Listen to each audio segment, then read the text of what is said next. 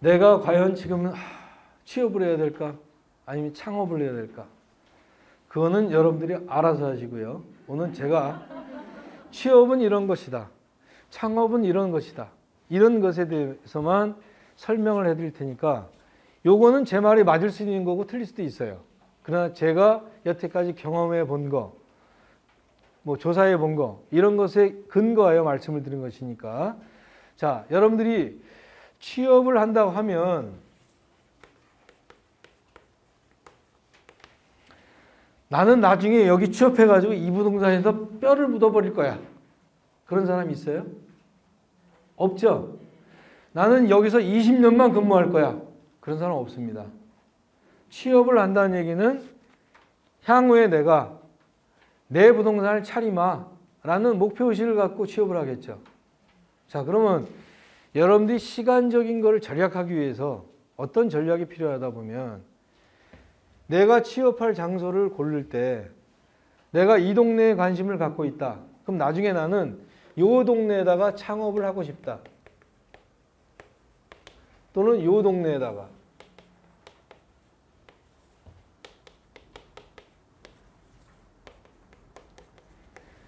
이렇게 전략적인 게 필요하다는 얘기입니다. 여러분들 여기다가 취업을 해놓고 나 여기다가 사무실 차릴래? 그러면 맞아 뒤집니다. 에? 안 되죠 이거는. 그죠?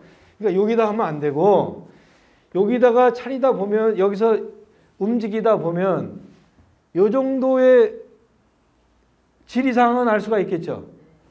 또 마찬가지겠죠. 또 마찬가지겠죠. 마찬가지입니다. 그러면 내가 나중에 이 동네에 요 A라는 동네에 관심이 있다 라고 하면 그 동네 비스무리한 데 가서 취업을 하라는 얘기입니다. 시간적인 게 많이 6개월 이상이 단축이 됩니다. 그러면 그때는 여기에 활동하면서 여기도 알고 여기도 알고 여기도 알고 여기도 알고 되기 때문에 내가 여기다가 창업을 했다 하면 결과적으로는 이만큼 바운더리를 알고 시작하는 거가 되겠죠. 그렇죠? 이런 작전이 좀 필요하고 내가 취업을 여기다 해놓고 창업은 저기 가서 해놓으면 다시 또 시간적인 게 많이 소모가 되겠죠. 이런 거를 여러분들이 생각을 해서 취업도 가능하면 내가 창업하기 원하는 가까운 곳에서 창업하는 게 좋지 않을까라는 말씀을 드립니다.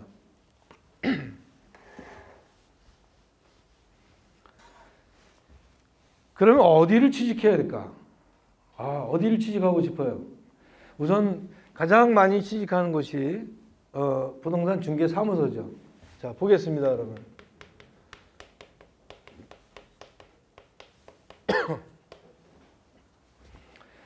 여기에도 이제 두 가지 종류로 취업을 할 수가 있는데요. 자, 첫 번째 우리가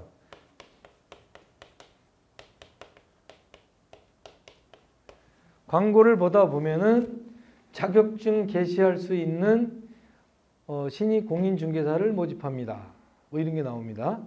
이 자격증 개시라는 것은 결과적으로 뭐가 된다는 뜻이에요? 개공이 된다는 뜻이죠. 개업공인중개사가 된다는 뜻이에요. 내가 자격증을 건다는 것은 이 사무실의 주인이라는 뜻이에요. 그죠? 개공이 된다는 것은 내가 개설 등록을 하고 내가 계약서 다 쓰고 확인 설명도 다 써야 돼, 설명해야 되고 그 다음에 실거래 신고부터 주택취득 자금 조달 계획서 이런 것까지 다 누구 책임? 내 책임이는 거야. 개시라는 것은 대표로 개시하는 거예요. 그러면 이 사람은 실제 주인이 누굽니까? 실제 주인은 그 사무실에 근무하는 보조원이야. 그지? 보조원이 자격증이 없으니까 너 일로 와. 네가 자격증만 빌려서 이름 걸을게. 이런 뜻 아닙니까? 그죠? 자, 실제 주인은 보조원이야. 여기까지 이해되셨나요? 이런 경우에는 어떤 대우를 제시를 하냐면 보통은 이제 월급을 내서 자격증까지 개시하니까 자, 일단 120만 원을 출발하자. 이렇게 얘기합니다. 그 출발하면서 조금 있다가 플러스 알파를 제공을 합니다. 이 알파라는 것은 인센티브라는 거예요. 예를 들어서 내가 월 매출액이 1,000만 원이 올랐어. 죄송합니다. 마이크 벗으니까 또 웃으시네. 아이고. 아니 마스크 벗으니까 왜 웃어요? 옛날엔 잘생겼었는데. 그래도 앞으로 리카프레라고 불러주세요. 네. 자, 이 알파라는 말은 1,000만 원이 올렸다. 그러면 그 한 달에 나가는 비용이 있지 않겠습니까? 사무실 비용도 있겠고 뭐 점심값도 있겠고 이런 내용들을 다 빼고 거기서 몇 프로 이렇게 주는 겁니다. 보통은 한 10% 정도를 냅니다. 그래서 월급으로 이렇게 지정을 하고 이런 식으로 계시를 했을 경우는 처음에는 이렇게 지정이 됩니다. 그 다음에는 이제 개인적인 능력으로 이게 상승이 될 수 있고 얘가 상승이 될 수가 있겠죠. 그죠? 그 다음에 또 하나는 너 합격했어? 그럼 있잖아 내가 돈은 있는데 그럼 네가 사무실 하나 차려라 내가 돈 댈게 이런 사람들이 있겠죠. 그러니까 지인이 주인이야. 그죠? 대신에 돈은 지인이 되고 나는 다 대표가 돼가지고 내가 다 하는 것이죠. 자, 그래서 지인이 주인이야. 주인이 자본주죠. 그러니까. 그죠? 자, 이런 경우 같은 경우에는 나는 돈을 다 댈 테니까 1억이 됐든 2억이 됐든 다 될 테니까 너는 자격증만 걸고 영업을 해. 에? 그럴 경우에는 보통 5대5로 갑니다. 그렇죠? 내가 돈 됐다 그래갖고 내 자격증 가지고 너 6 먹고 나 4 먹을래 이럴 수는 없어요. 그죠? 자, 이랬을 경우에도 자격증을 계시는 본인이 다 하는 거예요. 대표가 되는 거예요. 그렇죠? 자, 여기에 그럼 장점을 볼까요? 글씨 잘 보이시나요? 제가 워낙 얼굴에 비해서 글씨는 잘 못 써서 좀 이해를 해주시기 바랍니다. 장점은 조금 아까 이 사람이 대표 개공이라고 했습니다. 그러면 이 사람이 모든 책임을 지고 계약서 확인 설명서, 주택거래 계획서, 실거래 신고 모든 사고의 원인이 된 걸 자기가 방어를 하고 자기 책임이어야 되겠죠. 그러면 업무 습득력은 일 배우는 거는 빠를까요? 안 빠를까요? 무진장 빠르겠죠. 자, 그래서 업무 습득력 같은 경우에는 그러니까 소공 대비해서는 굉장히 높다는 얘기가 되겠죠. 그렇죠? 모든 책임을 본인이 져야 되니까. 그죠? 자, 그리고 단점을 일단 살펴보면 실제 주인은 대표가 아니고 다른 사람이 대표죠. 그러면 어떤 중요한 실무에 있어서 실무를 결정하는 요인이 생겼을 때 자기의 의견이 반영이 많이 될까요? 주인의 의견이 많이 반영이 될까요? 내 의견이 반응이 덜 되겠죠. 그죠? 자, 그러면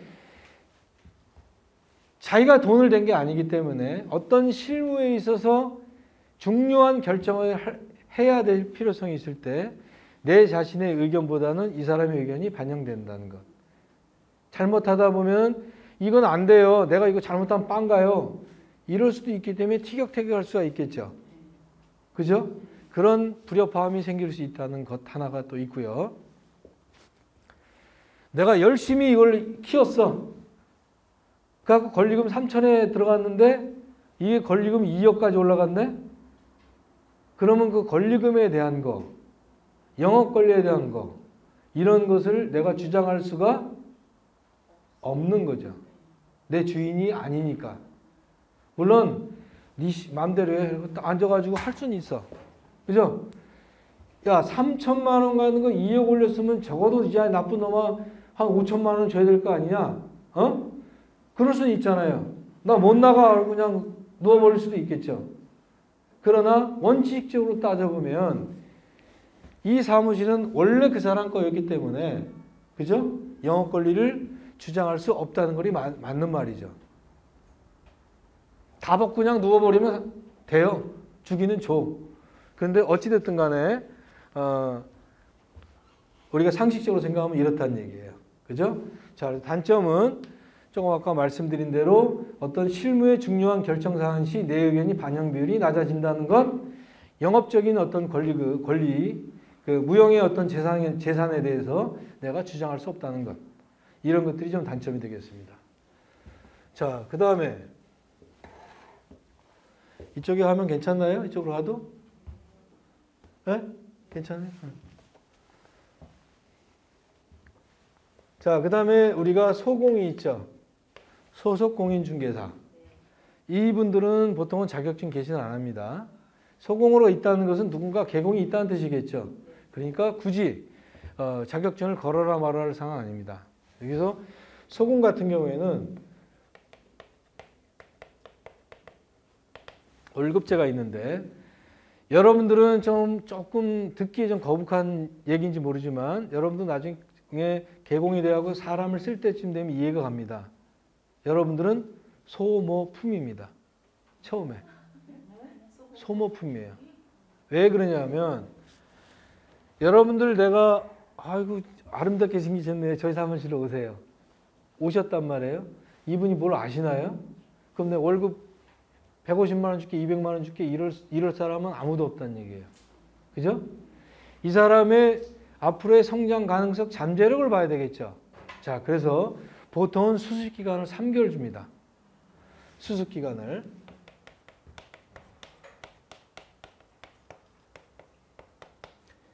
이때는 많이 받아봐야 100만 원이에요. 최대 많이 받아봐요. 보통은 80만 원으로 시작을 합니다. 자, 얘도 그렇고 처음에 여러분들이 어떤 방향을 제시를 받았다 하더라도 공통적인 건 뭐냐면 돈 생각하지 말아라. 여러분들 여기다가 아까 취업한 데다가 나 20년 여기다 있을 거다 아니잖아. 나 여기다 뼈 묻을 거 아니잖아. 곧 있다가 나는 개업할 거다고 하잖아요. 그러니까 돈이 얼마 받고 이게 문제가 아니라는 얘기예요. 내가 일을 배울 수 있느냐 없느냐 그게 문제야. Understand? 네. 그래서 이 일을 배울 수 있는 곳이면 오케이. 이거 뭐 받아봐야 뭐 되겠어. 그죠? 어찌됐든 이렇게 진행이 됩니다. 그래서 조금 아까 서운한 얘기, 소모품이라는 얘기는 대부분의 분들이 3개월, 6개월 있다 나가요. 여러분들도 그렇게 돼요. 그러면 주인 입장에서 이 사람들을 믿고 돈을 주겠어? 소모품을 생각하겠어? 당연히 그렇겠죠. 내가 너무 잘하는 사람도 고용했다가 나가버리는데 모르는 사람 더 하죠. 점심 좀 늦게 줬다고 나 그만둘래? 이러고 별 쓸데없는 거 해가지고 나가는 분들이 많단 말이에요. 그 소모품이란 말이 나쁜 게 아니에요. 그러니까 여러분들 그렇게 이해하시고 들으세요.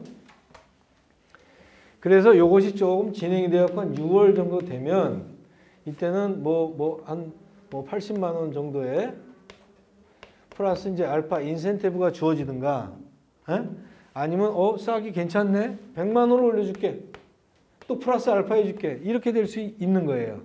그 다음에 1년 지나면 보통은 1년 정도 되면은 이제 보통 기본급 100만 원에다가 여기 알파 주어지는 게 꽤 크죠.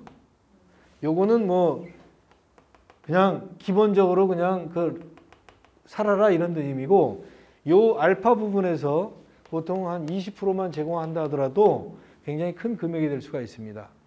그래서 요 알파가 중요한, 인센티브가 중요한 것이니까 일도 배우고 이렇게 되면 되겠습니다. 근데 소공의 단점. 장점은 일단은 내가 책임질 일이 없어. 개공이 있으니까. 그죠? 머리 안 아파도 돼. 문제가 생겨도 개공이 알아서 하면 돼. 단점은 일 배우는 것이 아까 개공보다는 현저히 떨어지겠죠. 내가 계약서를 쓰는 게 아니니까. 다른 분들이 다 하고 나는 소일만 하잖아. 실장님 집 보여주세요. 집 보러 가서 집만 보여주고. 계약을 하면 저렇게 하나 보다. 그 개공이 전화 받는 걸 잘 들었다가 듣는 거고, 그 들어서 배우는 것이고, 시간적인 게 좀 더 걸린다는 것이에요. 소공 입장에서는. 그리고 처음에는 전화도 못 받게 해요. 전화 여러분 받을 수 있겠어요? 못 받잖아. 그죠? 버벅거리는데 어떻게 알아? 손님이 어떻게, 지금 양도세가 이렇게 뭐 부담부 증여가 이렇게 됐는데, 예? 전화를 못 받게 하는 거예요. 버벅거리니까. 전화 근처에도 못 가게, 처음에는. 계약서 쓸 때도 모르는 사람들은요, 졸로 가 있어요. 써요. 모르는 데 가면. 어? 근데 이제 조금 이쁜 분이 이렇게 앉아 계시면 일로 와. 옆에다 보이지만, 근데 여러분들은 이제 이쁜 사람이 없잖아. 그러면 그렇게 옆에 가서 쓸 수 있는 사람이 없다는 얘기야. 농담이고요. 일단은 그렇게 주인들이 거부를 해요. 뭔가 노하우를 노출시키는 그런 느낌을 갖고 있는지 모르지만 그거 계약서 쓰고 확인설명 쓰고 전화번호 막 나중에 다 훑으면 알 수 있는 내용인데도 그 당시에는 잘 못 오게 지가 혼자서 다 처리하고 소금 같은 부분은 일단 일 처리 능력이 그러니까 일의 어떤 배움의 습득력이 개공보다는 좀 낮는다는 거 아시겠죠? 그럼 여기까지 중개사무소는 요거 아니면 요거로 하면 되겠죠. 그죠?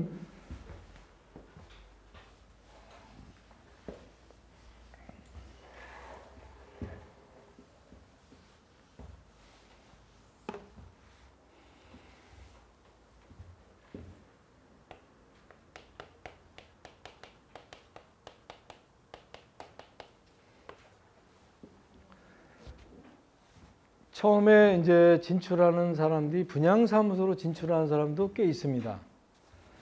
근데 이제 분양사무소로 진출을 하게 되면 웬만하면 한 2년만 지나면 거의 사기꾼이 됩니다.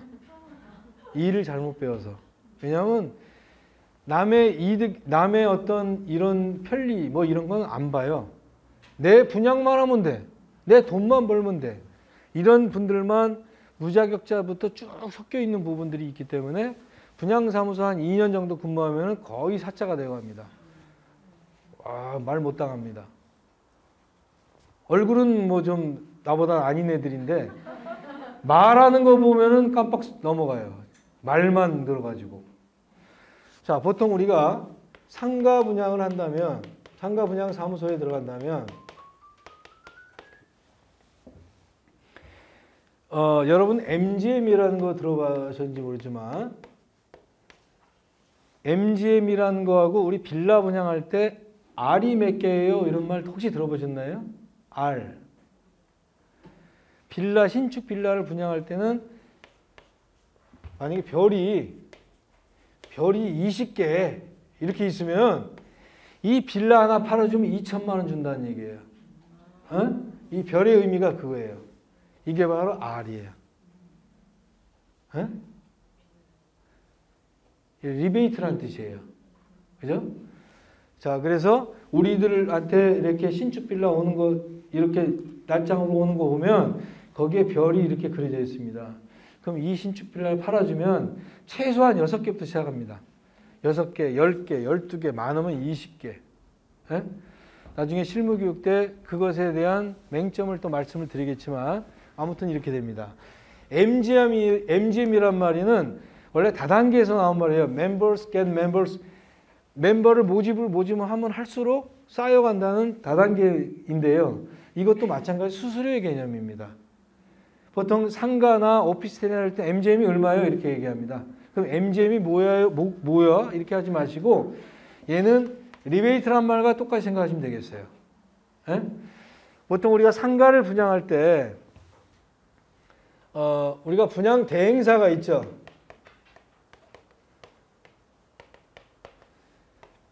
분양 대행사와 어떤 그 상가 시행사 또는 뭐 건축주라든가 이런 분들과 계약을 맺습니다. 분양 대행 계약을 맺습니다.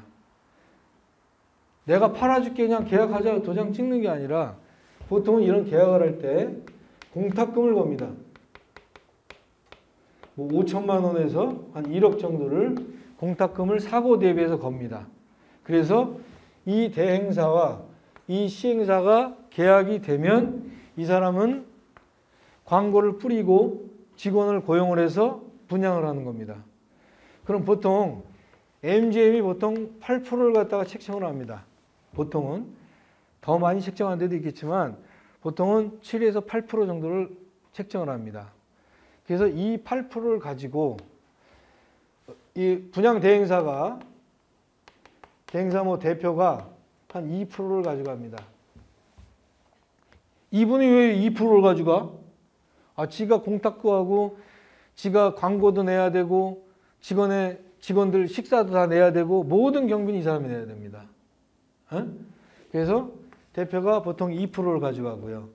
그럼 지 혼자 분양을 하나? 부동산에 보통 뿌리죠. 그럼 부동산이 보통 2에서 3% 정도를 가져갑니다. 분양을 하면. 그리고 나머지 직원. 그러니까 이 직원으로 들어간다는 얘기죠. 분양으로 들어간다면. 그죠? 이 직원들이 나머지 가지고 n분의 1을 하는 겁니다. 이런 식으로 진행이 되고요.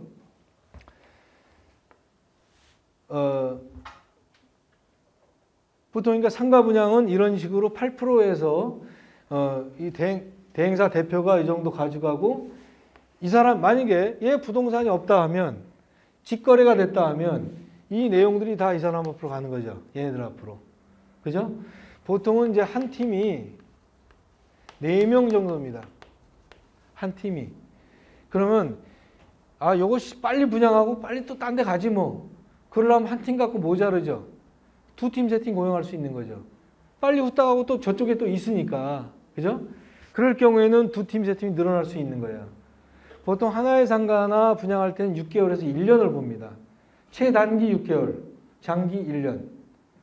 그렇게 해서 계산을 해보면 보통 뭐 많으면 500에서 1000만 원 정도씩 계산이 되고 이 n분의 1이 8명이 됐든 16명이 됐든 그만큼 빨리 되는 것이니까 16명이 된다 하더라도 4명이 되면 시간이 많이 걸리는 거니까 아무래도 가격 차이는 똑같다는 얘기예요.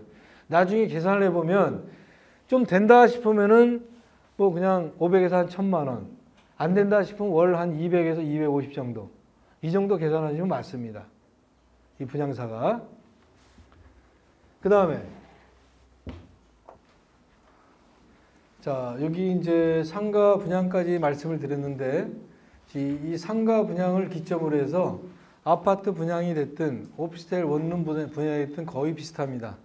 거의 비슷한 거고 하나만 더 말씀드리자 보면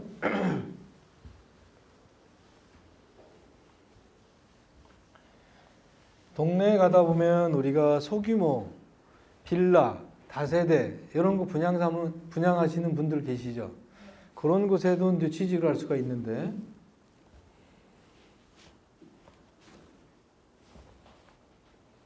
어디였어?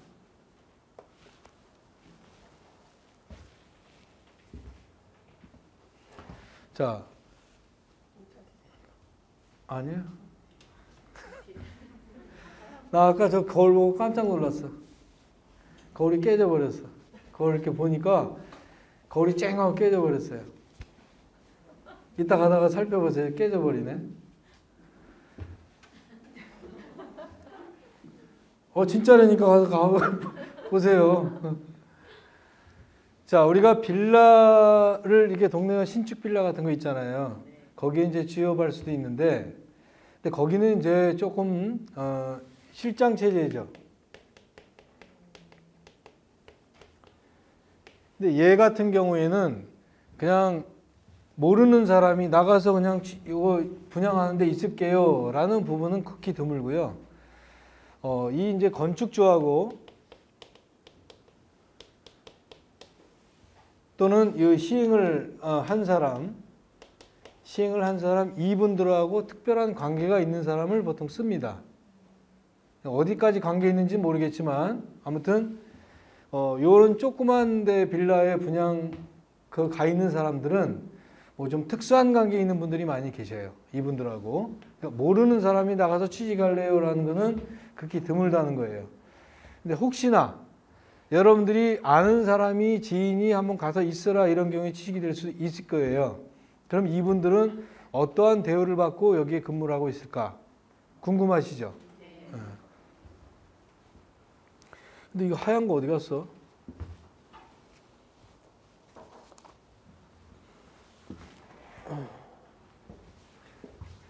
자, 어이.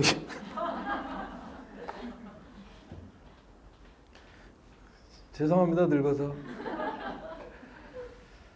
자, 그러다 보면 보통은 이분들이 이제 월급으로 만약에 책정을 해서 들어간다 하면 보통은 한 150 정도를 받으세요. 이런 분들이. 근데 보통은 이제 월급제로 가면은 굉장히 마이너스 요인이 됩니다. 보통 이제 한 채당 얼마 이렇게 해서 이 실장 취지로 있는 사람들은 이분들과 특수한 관계이다 보니까 잘하는 지인들이 이런 분들이다 보니까 좀 이런 월급 개념은 거의 없습니다. 그래서 보통은 이제 건축주가 정해놓은 분양가가 있죠. 이 분양가 부분에서 보통 이제 아까 말씀드렸지만 별이 보통 아무리 안 준다 해도 별 6개입니다. 신축 빌라는 무조건 600 이상은 나온다는 얘기예요. 내가 손님 하나 모시고 와서 계약이 된다면 600에서 보통은 이제 뭐 한 1000, 또 많은데 거품이 좀 낀 데는 2000 이런 식으로 가는데 평균 잡아서 뭐 한 600이라고 계산한다고 칩시다. 그 600만 원을 갖다가 부동산 리베이트로 지급을 한다고 쳤을 때 이 분양가에서 600만 원을 플러스하는 거가 되겠죠.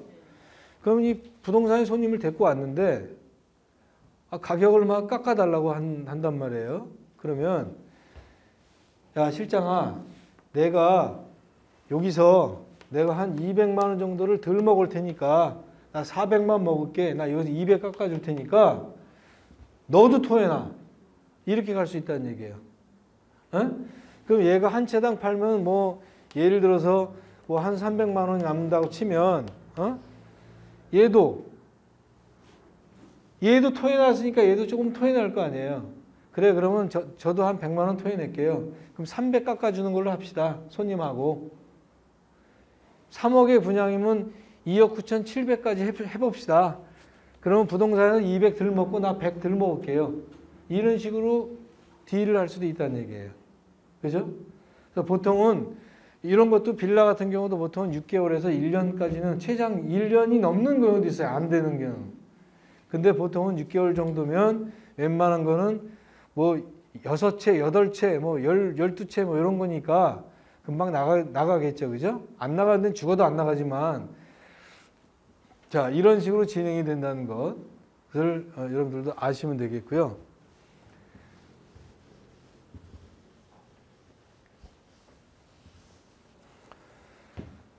자, 취업은 이 정도로 여러분들의 말씀을 드리고